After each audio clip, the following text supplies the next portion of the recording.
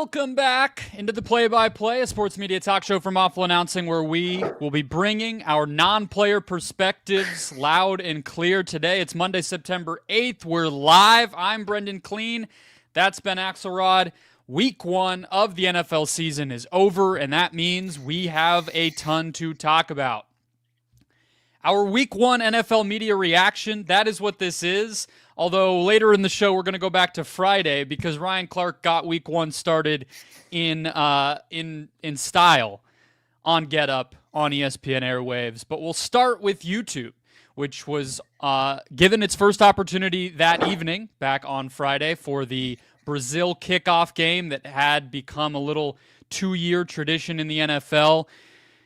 And the number we'll start with, 16.2 million viewers. It's solid, Ben.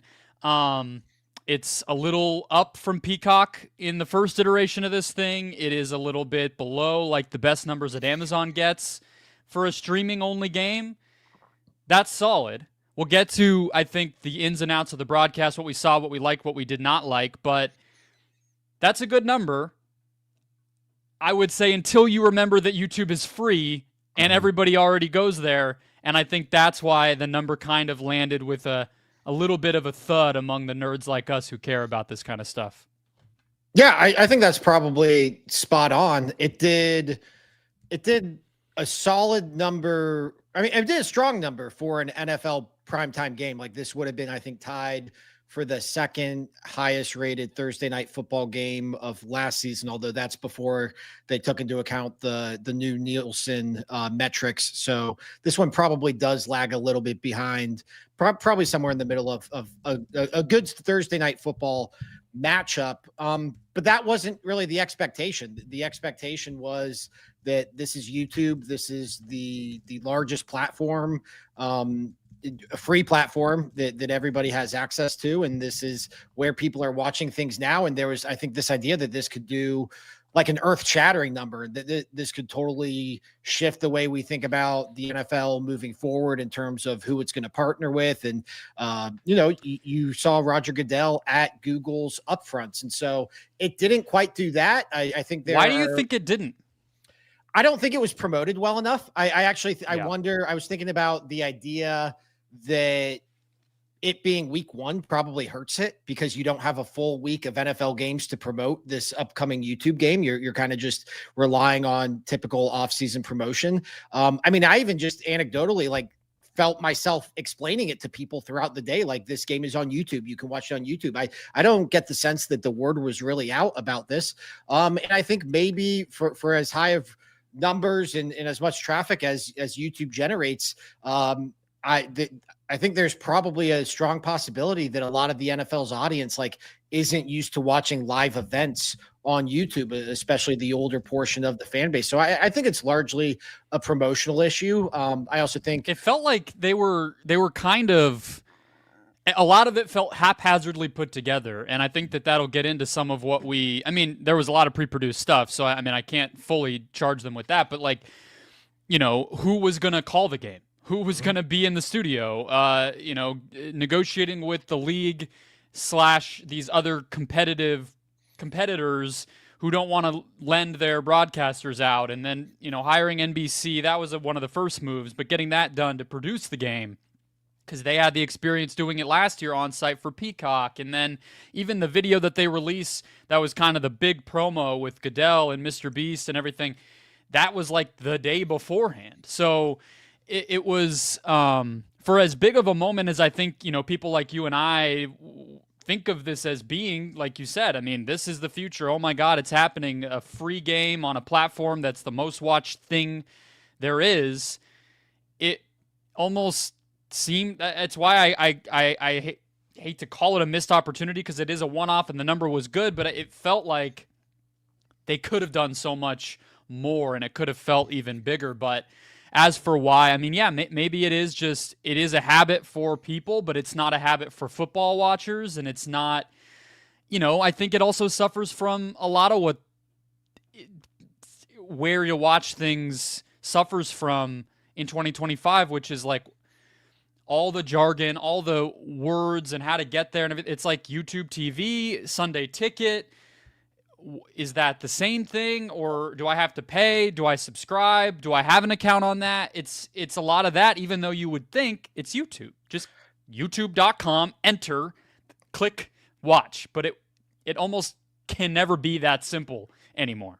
I also think there's probably a ceiling on what a Friday night broadcast could do. I mean, you're going up against it's probably the worst traditional television night of the week. I think that you're going up against high school football for a lot of football fans, and that's kind of a a lot of people that's their ingrained habit. They're going to go to high school football games on Friday night. You're going up against some college games. Not enough to make too big of a difference, but it is more competition than you would otherwise be facing. Because it did basically the same when you factor in the change in the Nielsen number, it did about the same number as the Peacock game did a year ago. I know it was technically up, but all ratings are going to be up this year because of the changes in Nielsen. So I'd be curious if they were to do this on a Thursday night or a more traditional NFL night, what it would do. But yeah, this was not the revolutionary YouTube experience that I think a lot of people, the NFL chief among them, were hoping that it would be. Pun intended, I assume there, chief among them. YouTube, what did you like? What did you not like about the game? Watching it, how they did it.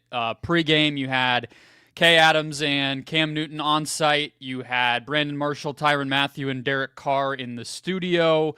Some other creators and analysts thrown in there as well.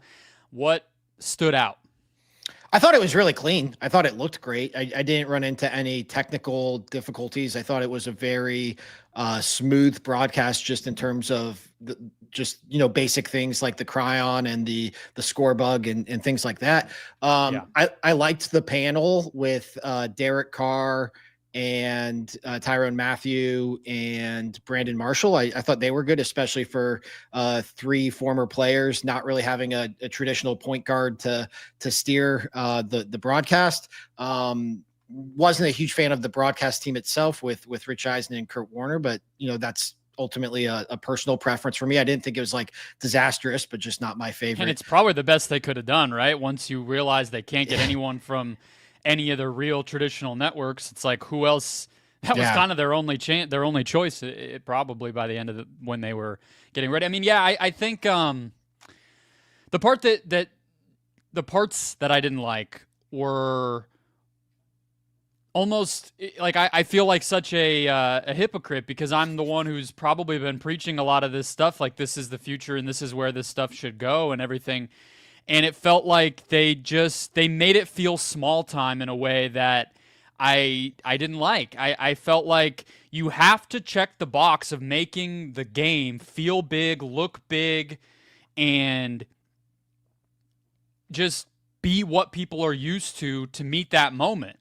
And I don't think that they did that. I feel like the graphics packages, all that stuff, it was good enough, but it felt like a new digital media company trying its hand at this for the first time. Like, if you're grading them on a curve, it's fine. If you're grading them up against Sunday Night Football or even Thursday Night Football for that matter, I don't feel like it really got there. And I think that they kind of did it to themselves by, the Adams and Newton panel on site. It was like, we talk about too many people. Mm-hmm. That one was too few people. Yeah, they were kind of just spinning the wheel a lot of the time. It felt like they weren't really sure kind of where to go or what to do. The studio with the Marshall, the player panel, it was, in my opinion, needlessly stripped down. Why did it look like it's like Theo Vaughn has a better studio than that? Yeah. Like, what are we doing here? The fantasy guys, some of the creators, the prepackaged stuff, some of them were good, some of them less so. I just thought, just broadcast a great football game and add some YouTube to it. This felt like a YouTube, like a live YouTube special where there was a football game thrown in the middle of it. There were definitely points where it almost felt like when Nickelodeon does its alternate broadcast, and that's like, it reminded me of our conversation we had last week about Big Noon Kickoff, where you get to the second segment and they're forcing a World Cup segment down your throat because they want to advertise that they have the World Cup next year. And it's like, I get it. I get that Mr. Beast is a big deal. He's not for me. I'm not in his demographic, but it felt like very just forced. Like, hey, this is the YouTube show. Mr. Beast is on YouTube. We need people to know that Mr. Beast is on YouTube. So here's our integration with Mr. Beast. It felt very forced. It didn't feel very organic. So that was my other than the announced team itself, that was my biggest criticism. Yeah, it's a perfect comp. It felt like an alt cast. You know what I mean? It felt like if it was another option to watch a game, I might be interested. I might kind of think it's cool. Even if it was whenever YouTube eventually gets rights, maybe YouTube has a real version of a game and an alt cast on its own platform, because they obviously have the ability to do stuff like that, being that they're online. It didn't feel like the main thing, and it needs to. If they're going to get another game in the future, if they're going to get a full package, any of that kind of stuff. Any final thoughts? I think it was a good baseline. I think we'll see more of it. I would expect some of these leftover games that they have from the ESPN NFL deal to at least a couple of them to wind up on YouTube at some point, I would think. But good baseline. But yeah, ultimately, I think an underwhelming experience overall. The one thing that YouTube can offer is that it is seamlessly everywhere. Mm-hmm. So this game was thrown up in 230 countries on the platform, and they didn't have to, that wasn't a lift for them. YouTube is a website. It's everywhere. And so that is a big plus that they have, obviously, for their own ability to make money and get this out, but also that the league clearly would value. So yeah, those games that they're getting back in that ESPN deal, I think most people are penciling them in to be overseas. And so putting those on a streamer, everybody has always kind of assumed that that's what they would want to do, whether that's Netflix or more Amazon or whatever. YouTube obviously will put its hat in the ring there. All right, let's get into it. Ryan Clark at it again. Friday morning on Get Up, coming off of the kickoff game. He and new ESPNer Peter Schrager got into a pretty ridiculously mild disagreement, all things considered, in terms of the stakes of the football conversation over CeeDee Lamb's up and down performance and who would feel worse coming off the game versus him, and Eagles star A.J. Brown, who wasn't really involved but got the win, and just typical chatter on a sports studio show. And for whatever reason, Ryan Clark took that opportunity to call out Schrager and say that his opinion, which was that CD could, still had a great game and might actually even feel better about how he was playing than A.J. Brown did, said that's the non-player in you talking. We have a clip, actually, that I saved for us. We'll play it now. Wake up this morning. Are you feeling okay? You look at A.J. Brown, which is this #1 wide receiver who got one target all night, and then you got CeeDee Lamb.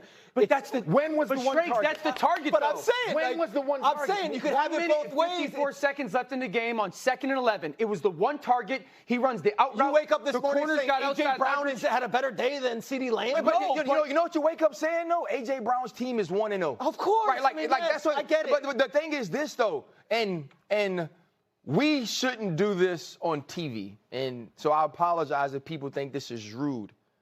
That's the non-player. Oh, stop! CeeDee Lamb is. Let me tell you why.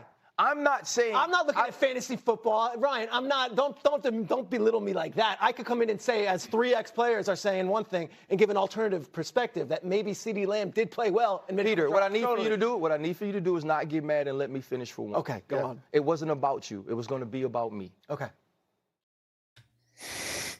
There's a lot going on there, Ben. Ridiculous. It was so out of the blue, and then to double down and be a jerk, and then demand that somebody basically lay down and take you being a jerk and don't respond about it is just like, what is happening here? We cover this stuff day in and day out. We watch all these shows. That was so out of line and out of turn. And for 2 people who are so high profile at the network and work together a lot, I mean, we're recording this as they're about to appear on air again on NFL Live and then again tonight on Monday Night Countdown. What on earth is your read of what even happened and why? I mean, I think the headlines are all about Ryan Clark trying to diminish Peter Schrager's credentials as an analyst. Like that's what he was effectively trying to do. I think like the two parts of the clip that are the most telling though are when Ryan prefaces it by saying we shouldn't do this on TV. And then after, when he does the jab about what I need you to do is not get mad and let me finish my point. Like to me, that all of that, it wasn't just a shitty comment that he made in the heat of a sports debate, which happens on occasion, happens weekly, happens daily. It was clearly there's something off air here. Clearly you can watch that clip and have the opinion that these are two guys who don't get along off air. There's clearly some sort of bad blood, some sort of tension there. So that was my read on it. It's like, what is going on behind the scenes? And then to that point, Ryan Clark issues his apology and reveals they had an off-camera interaction. So it's like, this is not just a shitty comment. This is something much bigger. So your assumption is similar to where my head was at, which is that the off-air thing that he referred to might have happened before, not after, or both, or whatever it might be, right? Like, or there was something, a week ago that we never heard about that bled in. I mean, I just think there's no way that we got enough context from the 20 seconds or so before Clark butts in that nothing that happened at that desk should or could have even riled him up to the level that he needed to do that, in my opinion. So I don't know, but it begs the question of, what exactly, what has been going on with Ryan Clark in 2025? Because, to rewind, like, I think this is a guy who was pretty universally beloved when he first came up after his career with the Steelers and was a fan favorite, and then dazzles with the Sports Center hits that he would do with the film breakdowns, and then, kind of starts to make inroads, becomes a favorite of Stephen A. Smith's. His podcast, has its own angle and everything to it, kind of those deep dive, very sentimental, heartfelt conversations. They're not for everybody, but he does a good job at what he does. I think quick riser through the industry, all that kind of stuff, and has a ton of jobs, whatever. And then all of a sudden this year, it's been one misstep after another, one overstep, I guess would be a better word for it, after another, commenting upon like the racial dynamics of Robert Griffin's marriage and somehow coming off of an Angel Reese argument, Caitlin Clark argument. Now this, which in addition to being just sort of out of the blue and everything like we sort of mentioned, it's also like the most tired kind of accusation in sports media. Like we don't even, if it wasn't Ryan Clark, like we probably wouldn't even cover a debate like this because it's so played out. The idea that an athlete or a non-athlete who has the more correct opinion or who's able to speak on things, it's just so. I think we talked about the RG3 RC kind of back and forth when it happened, Ben, but is this just an overworked guy? Is this just him, getting a little too big for his britches? I don't know. I don't know him personally. I'm not going to try to read too much into the why here, but it's such a left turn, I think, from the way that Clark handled himself for a decade in media up to this point. Yeah, as recently as I think it was December 2023, I wrote a column for Awful Announcing about how like Ryan Clark is the blueprint for everything that ESPN wants out of its talent. His versatility, his ability to give strong and informed takes and analysis. He would host Get Up on occasion. Like there would be episodes where he would just be the host of Get Up. Obviously, everything he has going on with the pivot, and then all of these things feel oddly connected. And I mean, again, I don't really want to like play psychologist on it, but I can't help but feel like it's not a coincidence that it's all coming after his new contract. Like, I wonder if there's a sense of confidence or a sense of he feels bulletproof in that if he were to get let go because he said something controversial, like he'd be fine and have the pivot to fall back on. I don't know, but it just feels like ever since he signed that new contract last year, this is really ramped up to where he's just always in the middle of something. And he's typically on the wrong side of it. I mean, I said this when we talked about the RG3 stuff. If you blindly told me RG3 and Ryan Clark are in an argument, I probably would assume I'm taking Ryan Clark's side on it. And he was just so out of line, so off base, and so just so insane with what he said about Robert Griffin III's marriage that he had to issue an apology. And here he is in another situation where he has to issue a public apology. It's one of those things where it's like, if you run into, if you run into a jerk, you run into a jerk. But if you spend your whole day running into jerks, you're probably the jerk. And like this year, he's kind of felt like the jerk. I think ESPN made him apologize. That's my read, because the timing of it, people definitely took note of. It's like mid-second quarter of Chiefs Chargers or whatever it was. And then all of a sudden, earlier today, and then back to like, great catch by Ladd. It's like, what are we doing? Like, how did that happen? And that's not a good sign. And I think like Schrager is the wrong guy to do this with. Like, I will, just from the standpoint of interpersonal or office politics at ESPN, this is a new guy that ESPN very clearly values heavily, which is why he's even been on so many of the same shows as Ryan Clark to develop whatever their bad relationship might be here.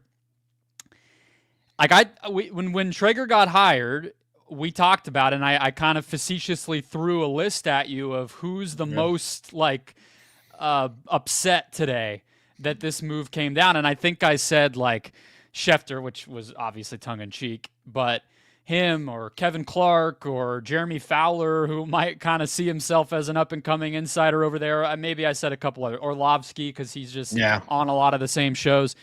Maybe it's Ryan Clark. Maybe we have our answer here, and somebody was just bound to have hurt feelings when a big new personality with bold opinions and who management clearly likes enters into the fray. That might just kind of be the baseline of what happened here. Was Schrager's the new man on campus, and somebody was bound to get insulted by that.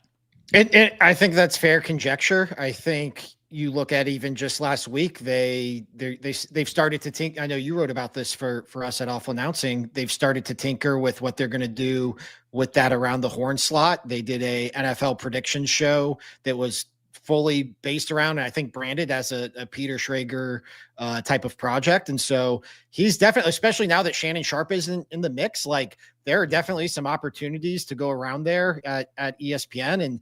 And I don't think it's like tough to see that they value Peter Schrager as like, this is what I thought when he came in. They value him as a cornerstone talent. Like they value him because of what he brings at one, as an NFL personality, and two, because of that versatility to both be able to be a guest and a host.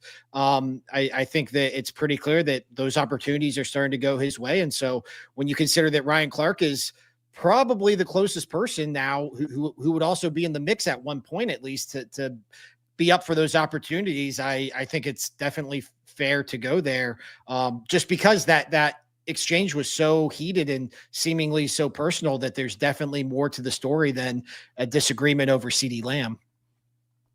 You don't think CeeDee Lamb got him that fired up? Maybe they had him in fantasy. I don't know. I think he had 13 of 7 of 13 targets he caught. So maybe those extra points left on the table, they got an L in fantasy. I'm not sure. All right, let's do hot mics solely based on the first weekend of the NFL, Ben. Can I pull you in that direction? What I will do, we have a lot of content at awfulannouncing.com, which I would recommend people go check out. We have a review of J.J. Watt's debut. I know Richard Deitch at The Athletic wrote something on Brady. I didn't watch that game because I frankly thought it was in the afternoon, and it was actually in the first slate of games. Yeah. I think Drew Lerner, our guy who rotates in and out with us, is writing about Football Night in America's cast. I'm going to go a different direction. I think that CBS going on the road more for the NFL today has made it a vastly superior product to Fox's show, and I think is a huge win for them that, frankly, they probably can do because of the age of the people involved. I don't mean that to be any sort of criticism. It's just true. And in particular, Matt Ryan, where the throwing contest that he did with the high school kid and some of the other viral moments, I hope he just stays in the studio. Like, some people just need to stay there and be the stars of that. It doesn't always need to be a breeding ground to get your shot in the booth. And he's so natural, and especially if they're going to continue to be out among fans consistently, which I think they're doing a half dozen or so of those this year. They always go for the Chiefs-Bills game. They'll probably go in the playoffs, especially the championship weekend game that they have. That you kind of need a young guy who young fans know, like a Matt Ryan, who can kind of work the crowd like we see with Pat McAfee and Game Day and everything. And Matt Ryan very clearly can be that for them. So I love that they're embracing it, spending the money. It's making it a better show that's winning that time slot from a content standpoint, in my opinion. And they clearly have their star if he will do them the favor of staying there.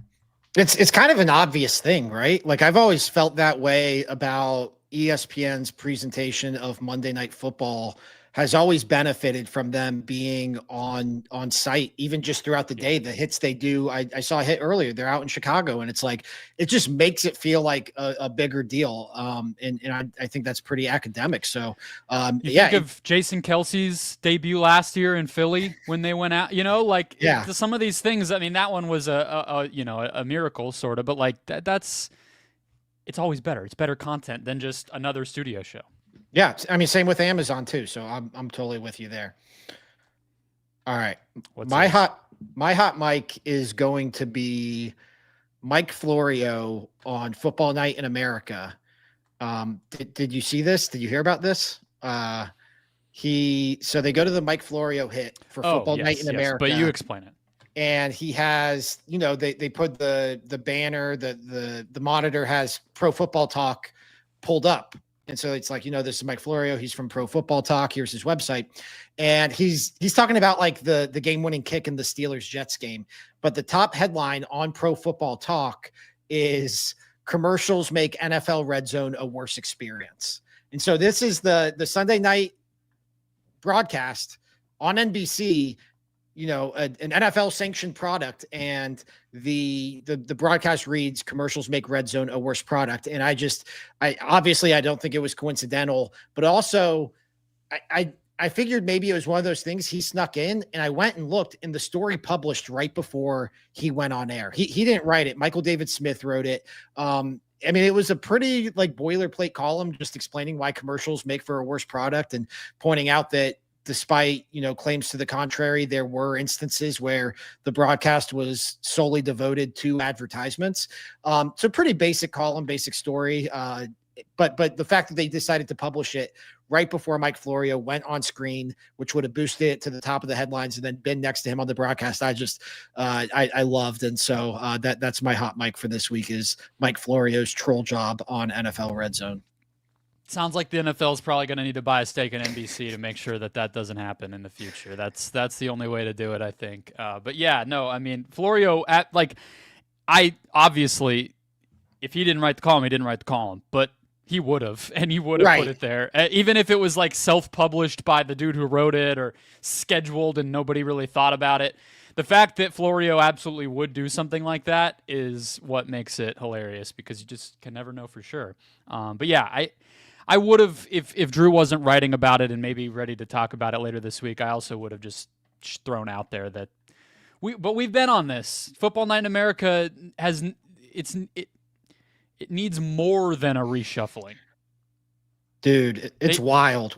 Watching that lightning delay and just realizing this is going to be the studio show for the halftime for the Super Bowl this year. Oh yeah.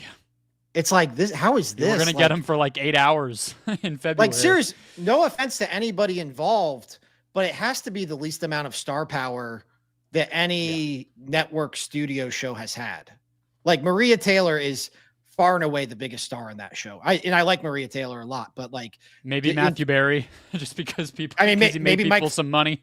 Maybe Mike Florio. Like, it's like every other network studio show has multiple Hall of Famers, and the NBC one is just like, here's Jason Garrett. I mean, Tony Dungy's a Hall of Famer, right? Or is going to be. So he is, but it's just the fact that they just haven't brought in new blood outside of those little side characters in a long, long time, And so Chris Sims, and it's a lot of people that people our age know, maybe, and then you get younger than that and not so quickly, and then whatever. So, yeah, it's at the very least lacking in star power, but it's also too many people. Yeah. In an odd way, too many people yet not enough star power. It's a strange and it's like mix. multiple, just have multiple 5 sets. very famous guys. Yeah. Multiple sets, like they're bouncing back and forth. That's why, like, I think about that core one with Maria Taylor and Chris Sims and McCourty and Jason Garrett. And then it's like, but yeah, there's the one with Tony Dungy and Rodney Harrison too. And Jack Collinsworth is somewhere in the mix too. It's just, it's very, I can't believe this is going to, then you got Florio and it's too much. I can't believe this is going to be the Super Bowl. Since they lost Ian Patrick and Bob Costas, I think they kind of haven't really found their groove since. That'll wrap us up for the day. Hit subscribe on this channel if you're finding us for the first time. We're here for you 3 times a week now in live form. If you're on the podcast platforms, hit follow over there. Check out awfulannouncing.com throughout the week and in between to get all the content you need on the world of sports media. And we'll catch you tomorrow.